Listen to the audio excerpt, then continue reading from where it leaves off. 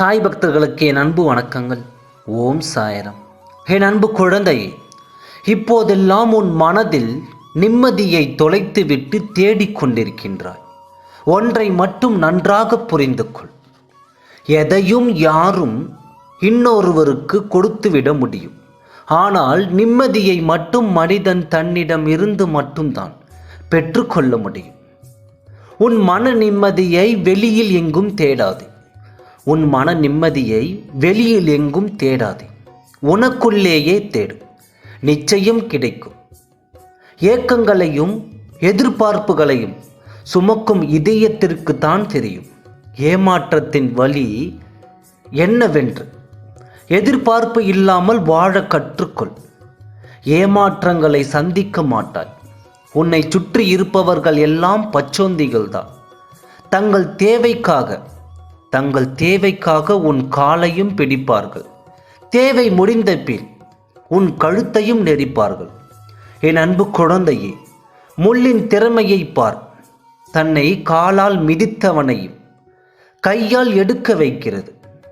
சிந்தித்து செயல்படும். எதிலும் அளவோடு இருந்தால்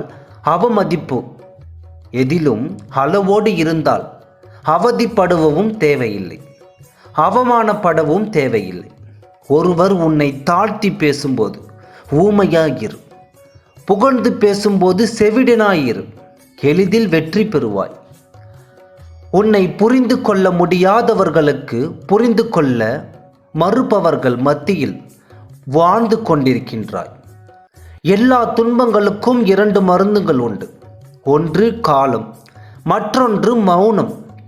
சில சந்தர்ப்பங்களில் இழப்பதற்கும் தயாராக இரு. எதுவும் எளிதில் கிடைப்பதில்லை. ஒன்றை இழந்தால்தான் மற்றொன்றை பெற முடியும். சந்தோஷமாக இரு. என் அன்பு குழந்தையே, உன் அப்பா உனக்கு வேண்டியவைகளை வாரி வழங்கும் நல்ல காலம் வந்துவிட்டது. இனி நீ நினைத்தது எல்லாம் நினைத்தபடியே உன் கையில் கிடைக்கப் போகிறது.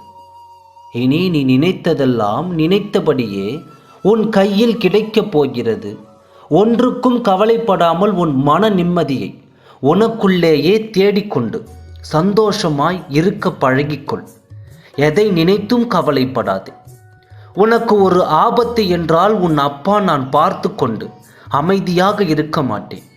நிச்சயம் ஓடி வந்து என் பிள்ளைக்காக உதவிக்கரம் நீட்டுவேன். நீ கவலைப்படாமல் இரு. அனைத்தையும் நான் பார்த்து கொள்கிறேன். பயப்படாதே. நல்லதே நினைக்கும் உனக்கு நல்லது மட்டுமே நினைக்கும். ஓம் சாய்ராம். நன்றி, வணக்கம்.